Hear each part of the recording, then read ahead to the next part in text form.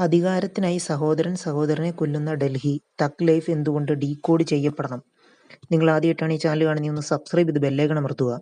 Cinema എന്ന വൈകാരിക മാധ്യമം രാഷ്ട്രീയ സാമൂഹിക വിഷയങ്ങൾ തീഷ്ണാനുഭവങ്ങളാക്കിയ ഒട്ടേറെ ചിത്രങ്ങൾ ചരിത്രത്തിന്റെ ഭാഗമായി ഉണ്ട്.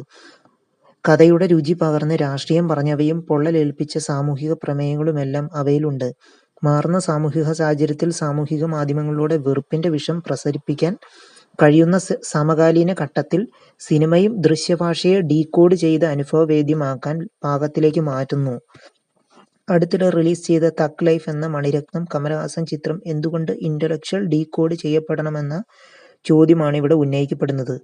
തമിഴ് സ്വത്വവാദം രാഷ്ട്രീയ വിഷയമാക്കി ഒട്ടേറെ സിനിമകൾ ചെയ്തിട്ടുള്ള മണിരത്നത്തിന്റെ ഏറ്റവും ഒടുവിൽ പുറത്തിറങ്ങിയ ചിത്രവും അതിതീവ്രമായി ആ തനിമയെ വാഴ്ത്തുന്നുണ്ട് എന്നുള്ളതുകൊണ്ട് തന്നെ അത് അനിവാര്യവുമാണ്.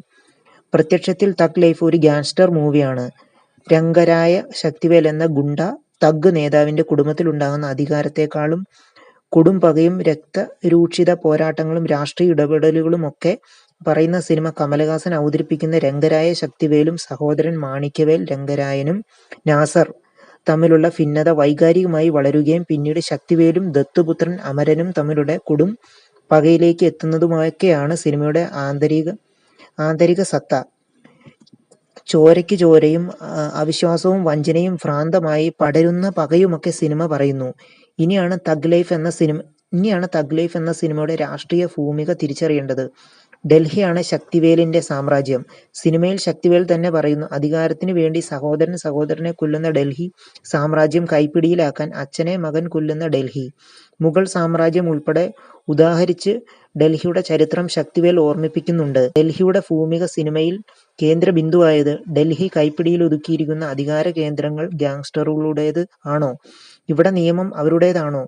രാഷ്ട്രീയ നേതാക്കളും സംഘടിത കുറ്റകൃത്യങ്ങളവന്മാരും ഒന്നാകുമ്പോൾ പോലീസിന് കാഴ്ചക്കാരുടെ റോൾ മാത്രം. ശക്തിവേലിന്റെ ദത്തുപുത്രൻ അമരൻ സിംബു പറയുന്നുണ്ട്, ഇവിടെ രാഷ്ട്രീയവും ബിസിനസ്സും വ്യത്യസ്തമല്ല. ഒന്നാണ് ഏറ്റവും നല്ല ബിസിനസ് രാഷ്ട്രീയമാണ്. ശക്തിവേൽ ജയിലിലായിരിക്കുമ്പോൾ അമരൻ ബിസിനസ് സഖ്യമുണ്ടാക്കിയത് രാഷ്ട്രീയക്കാരനും ഗ്യാങ്സ്റ്ററുമായ സദാനന്ദുവുമായി സഖ്യമുണ്ടാക്കിയതിന് അമരൻ ശക്തിവേലിന്റെ വാക്കുകളെ തന്നെയാണ് കൂട്ടുപിടിക്കുന്നത്. നമ്മുടെ ബിസിനസ്സിൽ സ്ഥിരമായി ശത്രുക്കളില്ല. ഡൽഹി എന്ന ലാൻഡ് സ്കോപ്പിലെ രാഷ്ട്രീയവും അധികാരത്തിലെ അധോലോകവും തമ്മിലുള്ള അതിർവരമ്പുകളില്ലെന്ന് തഗ് ലൈഫിൽ പറയുന്നു. അധോലോകം എന്നൊന്നില്ല, പകരം രാഷ്ട്രീയവും ബിസിനസ്സും ചോരച്ചാലുകളും മാത്രമുള്ളുവെന്ന് സിനിമ അടിവരയിടുന്നു. ഡൽഹിയിൽ റെഡ് ഫോർട്ടിന് മുകളിൽ നടക്കുന്ന വധശ്രമവും ഗ്യാങ്സ്റ്റർ ഏറ്റുമുട്ടലും പ്രതീകാത്മകമാണെന്ന് സിനിമയെ സൂക്ഷ്മമായി നോക്കുന്ന ആസ്വാദകന് തോന്നിയെങ്കിൽ യാദൃച്ഛികമല്ല. ഇനിയുള്ള ഗ്യാങ്സ്റ്റർ ഏറ്റുമുട്ടലുകൾ നടക്കുന്ന സ്ഥലങ്ങൾ നോക്കുക. രാജസ്ഥാൻ, ഗോവ, കൈലാസ യാത്രയ്ക്കിടയിലുള്ള സ്ഥലം. ഈ പ്രദേശങ്ങൾ പ്രതിദാനം ചെയ്യുന്ന രാഷ്ട്രീയം സിനിമകളിൽ എടുത്തു പറയുന്നില്ല. പക്ഷെ ആ ലാൻഡ് സ്കോപ്പിലുണ്ടാകുന്ന ഏറ്റുമുട്ടലുകൾ ചിലത് പറയുന്നുണ്ട്. ഈ പ്രദേശങ്ങളിലെ അധികാര രാഷ്ട്രീയത്തെ ഇവിടെ വായിച്ചെടുക്കുന്നവരുമുണ്ട്. കൈലാസ യാത്രയ്ക്കിടയിൽ ശക്തിവേലിന്റെ ജീവനെടുക്കുന്ന ചോരക്കളി ഒന്നുകൂടി ഉറപ്പിക്കുന്നു. ആത്മീയതയുടെയും ഭക്തിയുടെയും പാതയിൽ ചോരച്ചാലുകൾ ഒഴുകുന്നു. മരണം പതിയിരിക്കുന്നു. നേപ്പാൾ കടന്നു വരുന്നതും ഒട്ടും യാദൃച്ഛികമല്ല. ാണ് തമിഴിന്റെ ലാൻഡ് സ്കോപ്പ് കടന്നു വരുന്നത്. ഇത് അതിജീവനത്തിൻ്റെതാണ്, കർഷകന്റേതാണ്, വിളവെടുപ്പിൻ്റെതാണ്. തിരുച്ചെത്തൂരിൽ ഓർമ്മ നഷ്ടപ്പെട്ട് കഴിയുന്നതാണ് ശക്തിവേലിന്റെ ഭാര്യ ജീവ അഭിരാമി. കൈലാസയാത്രക്കിടയിൽ ഭർത്താവിന്റെ ജീവൻ നഷ്ടപ്പെട്ടുവെന്ന വാർത്ത അവരുടെ തലച്ചോറിന് ആഘാതം ഏൽപ്പിച്ചിരിക്കുന്നു. മകൾക്കൊപ്പം ജീവൻ തിരിച്ചുപിടിച്ച് പ്രതികാരദാഹിയായി എത്തുന്ന ശക്തിവേൽ പച്ചപ്പിന്റെയും ശുദ്ധവായുവിന്റെയും കടൽ തെളിമയുടെയും നടുവിൽ സ്വയം നഷ്ടപ്പെട്ട് നിൽക്കുന്ന ജീവയെ കാണുന്നു.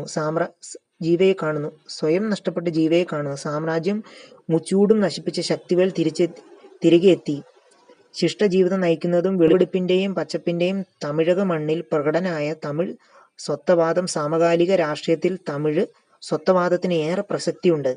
ഇനിയും ഒട്ടേറെ വൈകാരിക മുഹൂർത്തങ്ങൾ കോർത്തിണക്കിയിട്ടുണ്ട്. സിനിമയിൽ ഗ്യാങ്സ്റ്റർ പോലീസ് ഏറ്റുമുട്ടലുകൾക്കിടയിൽ ന്യൂസ് പേപ്പർ വിതരണം. അച്ഛനെ നഷ്ടപ്പെട്ട അമരനും സഹോദരി ചന്ദ്ര ഐശ്വര്യലക്ഷ്മിയും തങ്ങളുടേതല്ലാത്ത കാരണങ്ങളാൽ സ്വയം നഷ്ടപ്പെടുകയാണ്.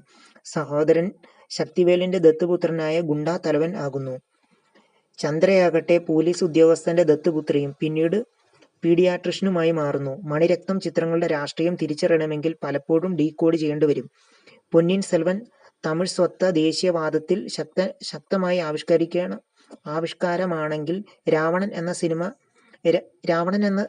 എന്ന സിനിമ രാജ്യത്തെ പോലീസ് സംവിധാനം എത്രമാത്രം ക്രൗര്യം നിറഞ്ഞതാണെന്നും മനുഷ്യ മനസ്സുകളിൽ ഭീതി വിതയ്ക്കുന്നതുമാണെന്ന് കാട്ടിത്തരുന്നുണ്ട്. അധോലോകവും രാഷ്ട്രീയവും രണ്ടല്ല, ഒന്നു തന്നെയാണെന്ന് ആവർത്തിച്ച് ഉറപ്പിക്കുന്ന ഒട്ടേറെ ചിത്രങ്ങൾ മണിരത്നത്തിൻ്റെതായുണ്ട്. ഈ സിനിമകൾക്കെല്ലാം തുടർച്ചയുമുണ്ട്. നിങ്ങൾ ആദ്യമായിട്ടാണ് ഈ ചാനൽ കാണുന്നതെങ്കിൽ ഒന്ന് സബ്സ്ക്രൈബ് ചെയ്ത് ബെല്ലൈക്കൺ അമർത്തുക.